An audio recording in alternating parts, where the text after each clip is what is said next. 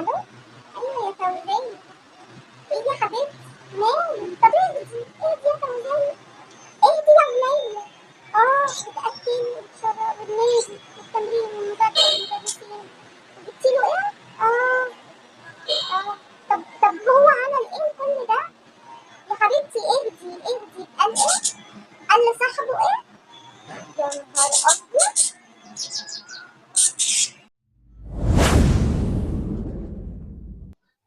قال معلش، انا عارفه ان الوقت متاخر بس انا هنفاجئ. في ايه يا حبيبتي؟ دي بس يا فوزيه. الواد عذبني يا حبيبتي. الواد بعد ما اكل واشرب وانيم واوديه نادي وتمارين وانزل الف على المحلات واشتري ده واشتري ده احسن البراندات، والف على الدكاتره، ده غير المذاكره والواجب والدروس واللف على المدرسين. بعد ده كله بدل ما يقول لي ثانك يو فيري ماتش يا ماما. ايه ثواني بس، ثانك يو فيري ماتش. ما علينا يا فوزيه، كملي يا اختي سامعاكي. بدل كلمة شكر ألاقيه بيتكلم النمرود صاحبه ويقول له أمي بتعدي عليا أنفاسي.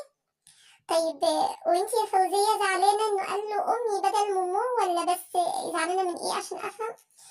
يا بنتي ركزي معايا شوية، ده بيقول له بيعد عليه أنفاسه. طب يا فوزية يا مفترية، أقصد يا فوزية يا ستي يا عاقلة يا سوية، انتي بتعدي على الواد أنفاسه ليه؟ هو انا عشان بقوله ياكل ايه ويشرب ايه ويلبس ايه ويذاكر ازاي ويكلم مين وما يكلمش مين ابقى بعد عليه انفاسه؟ لا خالص. يا نهار ابيض، لا طبعا الواد ده مفتري ولازم يتربى. ودي كانت فوزية، وفي كل بيت من بيوتنا في فوزية، في بطلة حقيقية، بطلة بتضحي براحتها ووقتها، وكتير بتضحي بطموحها ورفاهيتها، بل بساعات نومها عشان ولادها.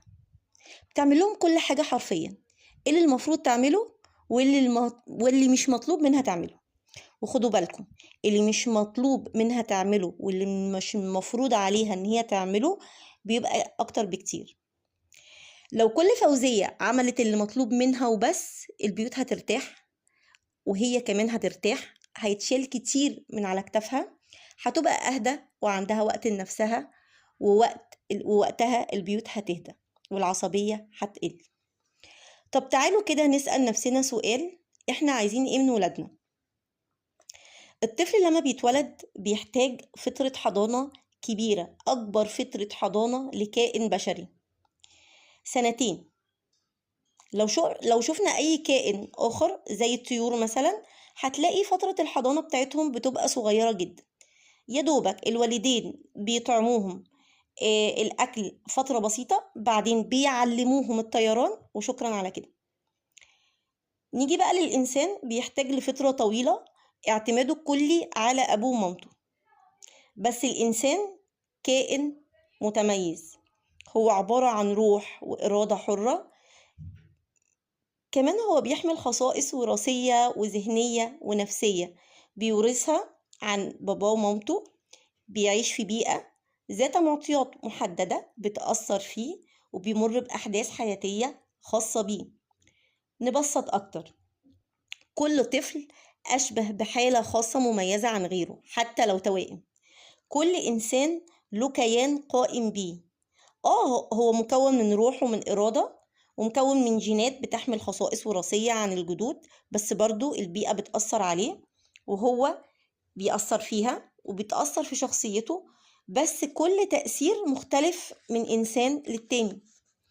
الإنسان مش بس له بصمة إيد وبصمة عين وبصمة صوت مميزة عن غيره، لأ ده له برضو بصمة نفسية بيتفرد بيها عن غيره. قلنا حتى لو توائم متماثلة. نيجي للأب والأم، القاعدة بتقول إنهم بيحبوا ولادهم وبيضحوا عشانهم، بس الحب لوحده للأسف مش كفاية، لازم نسأل إزاي نحبهم صح. التضحية مش كفاية، لازم نعرف إزاي إيه الطريقة المثلى أو الطريقة الصحيحة اللي نضحي بيها عشانهم، لأن في حب بيحيي وفي حب بيهدم. ومقولة إن من الحب ما قتل دي صحيحة جدا، في حب بيحرر وحب بيكبل ويخنق. وزي ما احنا بنتلخبط وبنشتكي من ولادنا خاصة في مرحلة المراهقة ومن التناقضات الغريبة اللي عندهم، بنلاقينا بنقع يعني بيحصل لنا نفس الحكاية من غير ما نحس. أحيانا عايزين نوهب حياتنا وأغلى شيء نملكه لولادنا، ولما بنغضب بنضيق بيهم، بننزعج منهم، وللأسف في منا بيدعي على ولاده وبنمن عليهم بالتضحية اللي بنقدم لها. مرة بتشوف بنتها قرة العين ومرة شايفاها عبء عليها، وده بيكون نتيجة ترسبات في طفولتنا احنا شخصيا وفي شخصيتنا وفي طريقة تربيتنا، وبنطلعها من غير ما نشعر. بس لما نعترف بده ونفهمه هيساعدنا اننا نوصل لتصور سليم عن الولد، وان الولد غاية في حد ذاته مش وسيلة. علشان لو احنا شفنا ان الولد وسيلة هيبقى ده تفكير منحرف جدا، وده كتير بنعمله من غير ما نشعر. بنخلي الابن وسيلة لتحقيق مقاصدنا احنا، واللي احنا ما لحقناش نحققه، ما كانش عندنا الظروف ان احنا نحققه، بنحاول نخليه نحققه في ولادنا. فده بيخلينا نسحق شخصية الولد وبنفرض عليه مواقفنا واختياراتنا. بمعنى أصح ده الحب الأناني اللي بنمارسه وكتير مننا بيمارسه من غير ما نشعر. احنا بنتعامل مع الطفل ان هو ملك لينا، ابنك مش ملك ليك. الطفل بيملك شخصية متفردة مختلفة عننا تماما، والوظيفة التربوية الأساسية إننا نساعدهم على الاستقلال ده ونكونوا قاصدينه وننميه فيهم. الأب الواعي الفاهم المفروض يقول لابنه المراهق: كن رجلا ولا تتبع خطواتي، خليك راجل مستقل، ما تمشيش ورايا وتقلدني. يا جماعة زماننا غير زمانهم خالص. نيتشه كتب مرة وهو متشائم إن الوالدين بيجعلون لا إراديا من أولادهم شيء على شكلتهم ثم بيسموا ده تربية. الأم لما بتفطم ابنها من الرضاعة ما بتفطمهوش نفسيا منها، من غير ما تشعر بتستمتع بارتباطه بيها، وبعد ما يتجوز بتحصل المشاكل كلها اللي احنا شايفينها. جماعة احنا بنشوف مهازل في البيوت، بنشوف أجيال بتسلم أجيال في انحدار رهيب في التربية. الحبل السري لما بيتقطع عن الولادة الأم ما بتعترفش بدوت، بيفضل الابن مرتبط بيها 20 ولا 30 سنة ويمكن أكتر. ومقولة إن الرجل بيبقى طفلة إلى حين أن تموت أمه دي مقولة كارثية، والأم بتدعمها للأسف، وبتخلي فترة الطفولة تطول على قد ما تقدر. عايزة ولادها دايما ليها، محتاجين إن هم يفضلوا محتاجين لها، وده شعور أناني.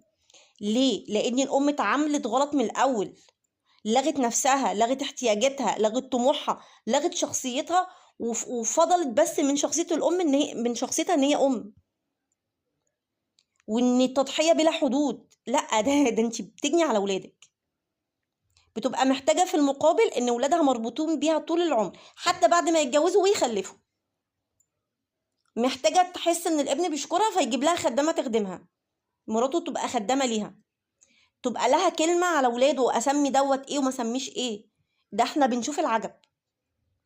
بتنسى إن مهمة التربية الصحيحة إنها تخرج من ابنها شخصية متميزة قادرة على مواجهة الحياة بنفسها، مش شخص اعتمادي بيعتمد على كل اللي حواليه ومجرد ما تشيل الدعم منه بيقع. وده اللي بنشوفه في الشباب الجديد. الأم الأنانية والأب المتحكم بيهدموا أجيال. طب إيه الصح؟ نتعامل إزاي؟ أول حاجة إن إحنا نعترف إن في عندنا مشكلة. نتعامل بقى إزاي؟ ده اللي هنشوفه في الفيديوهات الجاية إن شاء الله لو كان لنا عمر. ولو وصلتوا لحد هنا ما تبخلوش عليا بسبسكرايب للقناة وبإعجاب لو الفيديو عجبكم، وبكومنت حلو، وفعلوا الجرس علشان يوصل لكم كل جديد. والسلام عليكم ورحمة الله وبركاته.